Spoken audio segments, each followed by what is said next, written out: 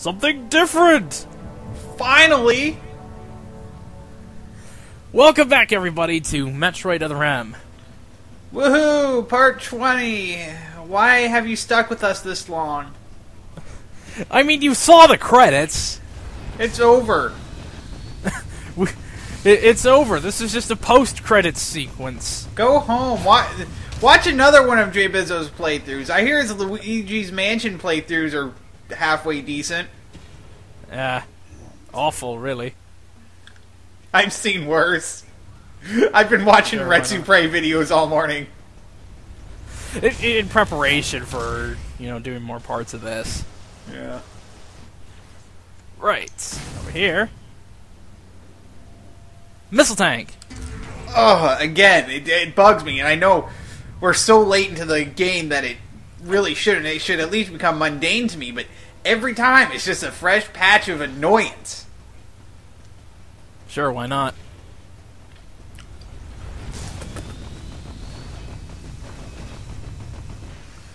The speed boosted through everything. You were saying? The speed boost seems to make these long stretches of hallway a lot more bearable. It's still fucking annoying, but yeah.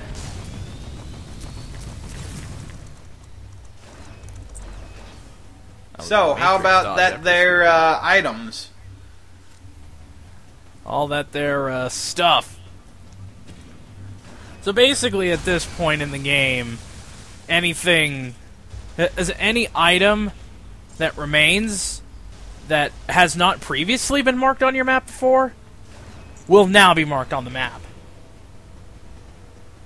So basically, this is giving you the opportunity to go back and get 100%. We actually needed power bombs to get some of these items, so you will see that momentarily. Oh, see, there was an animation, although she set it right back down. I know, right? Didn't catch that in the earlier parts, did we? Nope. God, these things. Though, this would all be cool if this game wasn't so annoying.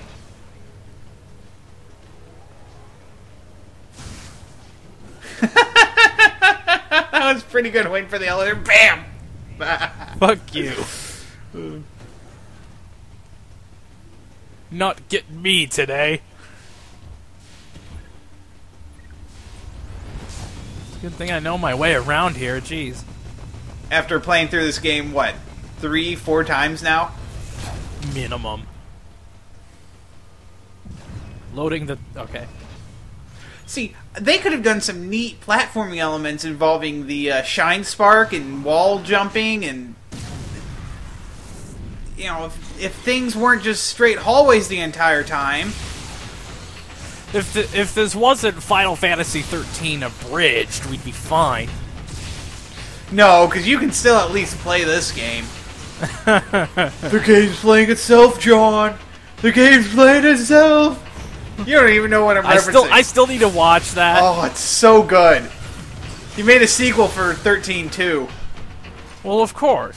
Because Square Enix decided to stretch it out. Why shouldn't he? Yeah. Although the sequel's a different thing. That's the best part.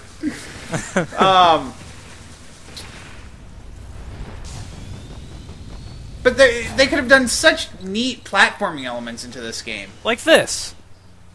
This is pretty cool.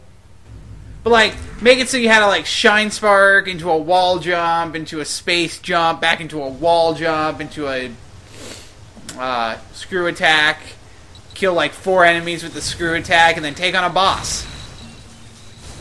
That would have been a neat segment. And then I'm kind of like, okay, wait, that's the wrong way. Shit. Oops. Ever do that in real life, and so you just, check your watch or phone and then turn around? So it's like, oh, I just got an urgent thing. I gotta go this way now. Ha ha, totally was going the direction I wanted to. Of course.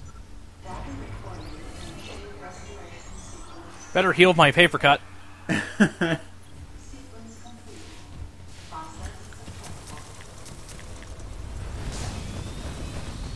That Speed last boost to the elevator. That last hallway looked like an office building hallway. Well, that was the Bottleship residential area that we just passed. Didn't Adam expressly forbid the power bombs because he was afraid it would, like, destroy the structural integrity of the space station? That wasn't his reasoning.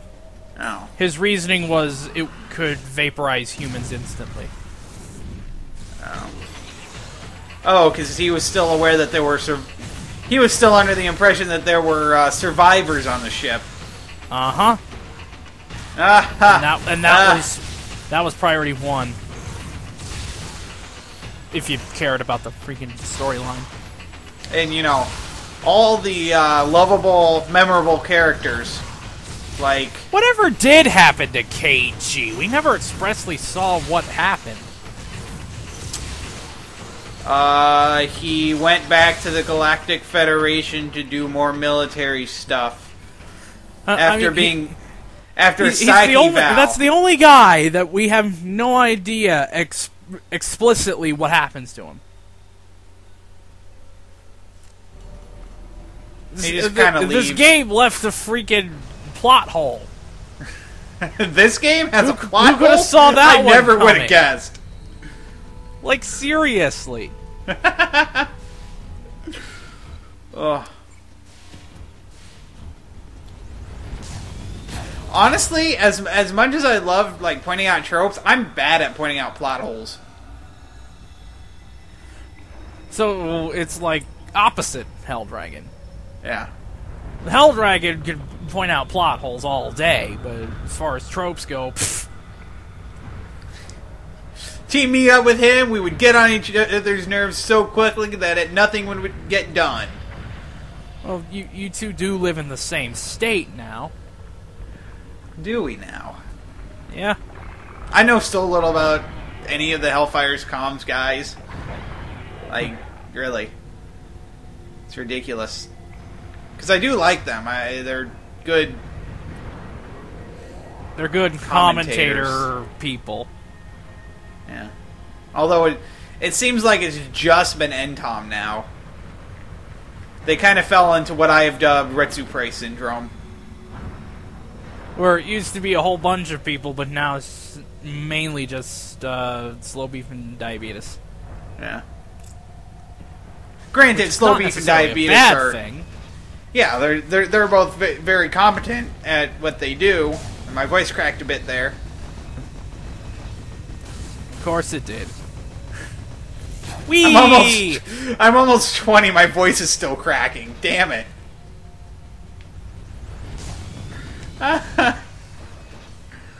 Speed boosting through everything. Gotta love that. Yep. Makes this a whole lot less tedious. Mm-hmm. And then you got these two enemies in here to balance things out. Yeah. You know, can't make this too easy. I know, right? Let's freeze this over for no reason. And, you know, there are games with, with an epilogue, with a playable epilogue, and I like those. And no animation yet again. Ugh. But a lot of games kind of have a terrible epilogue.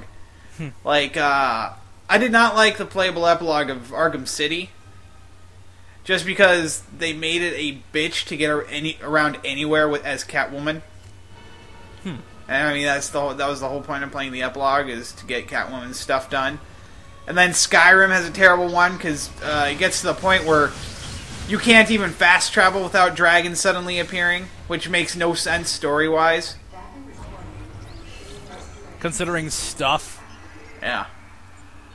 See, I don't know enough about Skyrim to make a relevant reference. So in Skyrim, the dragons are being resurrected by the evil dragon guy. But when the evil dragon guy is killed at the end of the story, which really isn't a spoiler because it's a foregone conclusion, because that's the entire drive of the story, and it's a video game, the dragon should not be appearing because he was the one who's reviving them. And really, the game's almost a year old. I can spoiler that. And so, at the end, after all that's done, it doesn't make sense for the dragons to keep appearing. But they do, because Bethesda didn't bother to put a didn't bother to stop it after the story was done. Because, Bethesda. Yeah. It amazes me what Bethesda gets away with their programming. Though despite that, I'm still going to buy like 80% of their games. I've already pre-ordered Dishonored. That looks like it's going to be fun. Could be along here. And I mean, I'm aware that Bethesda is the... Just like... I believe Bethesda is the publisher? I don't fucking... And then they have, like, in-house programmers, I think? I'm not... It's been a while since I've even cared about this. But they have a stake in all this, so... I mean, their name's on the freaking front of the box. Mm-hmm. Remember when games used to come in cardboard boxes? Yes, I do, actually. One of my cousins still have all the cardboard boxes from all their Game Boy Advance, N64 games. It's just shelves full of cardboard boxes. They become valuable collector's items. Just the boxes alone, yeah. Just the boxes. Because nobody kept the boxes. I know I didn't. I think AVGN said about the boxes, it was just advertising. Yeah. And then, I know when they started using discs, like the PS1 had those CD cases that computers were using. Mm-hmm. And then they did the more stylized type boxes for consoles. Mm-hmm. Rather than make them, because I think they look too much like computer CDs. Yeah. So they kind of did that so people can't be saying, "Oh, you tricked me with your product. Now I'm gonna sue you for $80 billion and a free Sony PS8." And then because they would get that far before designing a real new system. Well, the PS3 is supposed to last until mid-2010s. And I know the 360 was supposed to last until about 2015, but I think they're going ahead with the new console, which I hope they do with a new console like they did between the Xbox and the 360. Where they kept the service, they kept the gamer tags, they just updated the hardware. Yay, a missile tank! This is... it's kind of... 2012 is kind of a consequence of a really long generation cycle. Yeah. Which isn't necessarily bad. But,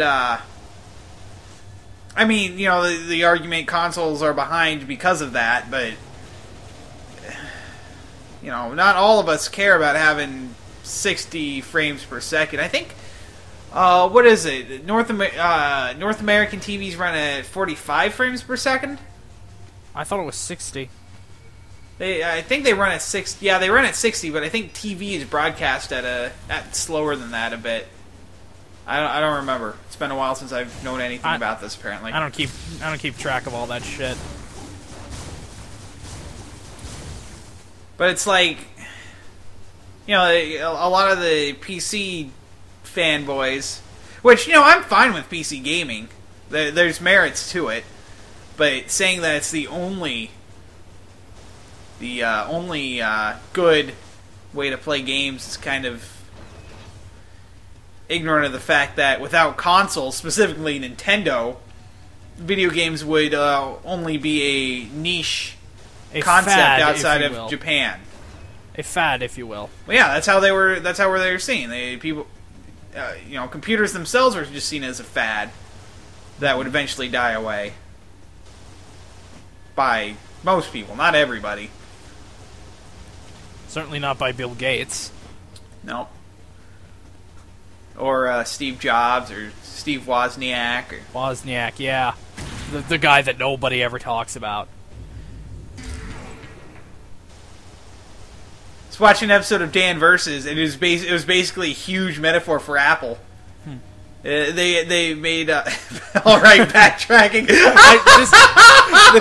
Okay, this is the point in the playthrough where I'm like, you know what? Fuck it. I'm not watching any more of this than I have to. That just caught me so off guard. Because I haven't actually been watching what's happening beyond, like, watching over when you pick up an item. So out of the corner of my eye, I saw that. So my focus shifted to that instantly. And alright, backtracking. I just lost my fucking mind. And now I forgot. Oh, yeah. So on the show, they ended up making Steve Wozniak a crazy guy who's living in the woods. You know, he wasn't called Steve Wozniak. It was, you know, an analogy, but... But it was basically a Steve Wozniak XP. Yeah. Dude, I fucking love Dan Versus. It's such a good show.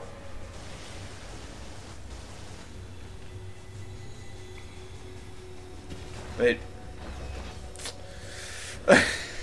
God damn. Just so much backtracking. I know, right? And I mean, okay, so Metroid games all have that element of backtracking because of the item hunts, but... See, she just sets it back down. It's just plain weird. You know what would improve this game? Grinding Different sections. Control scheme. That too. You know, not having to run towards the camera. I know, right? I mean, you're getting some Resident Evil 2 shit there. And Resident Evil 2 was good. That was actually somewhat well designed. I think the only Resident Evils... I think I played Resident Evil 0 once when I was younger. Like, 13. I had a friend who had it. You know, my parent... his parents were like, oh, it's a GameCube game. Get it for him anyway. So he had, like... There weren't very many M games on the GameCube, were there? You had RE... There were the Resident Evil games. RE0. Oh, God. What about Killer 7?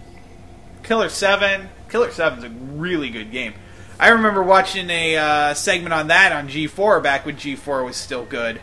Back when G4 was still relevant. Back when G4 was still on DirecTV. Indeed. I think the last time I saw G4 was at Christmas. And that's only because my parents have cable. Ah, this is true. Well, shit.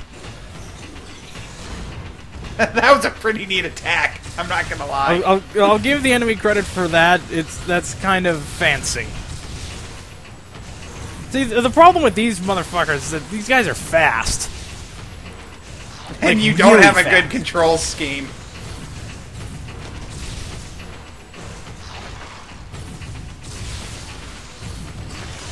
There we go.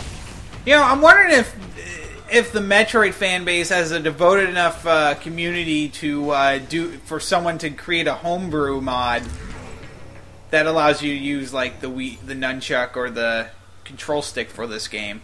Yeah.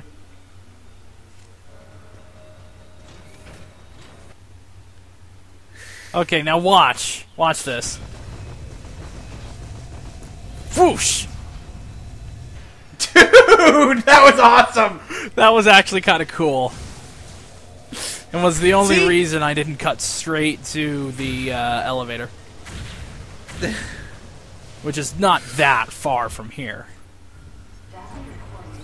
Ah, but you had to save. What a dick. Wasting our time with your saving. I was down 2 energy tanks. I was kind of getting worried for a second there. We only have a little less than a minute and a half left, and you're saving. Mm-hmm. It's like, what the fuck? Oh. Well, shit. So, item collecting. This is such a compelling part. This is where I'm going, will be the last item for Sector 2 and for this part. Oh, thank God. I do like this section where it goes like it's in the vent out in space. That's a pretty cool section. Yeah, you were kind of going what the fuck about it when we did it in part. I just think it looks. Oh, I still think it's really stupid. I just think it looks neat. Oh God, another of these things? I think we fought like 5 of these already in just this one part.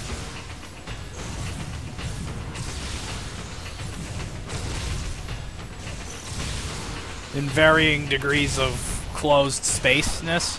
Is that a word? It's a word now. God, it's so brutal. Right in the mouth. Right. We'll see you in part 21, where we will be someplace completely different.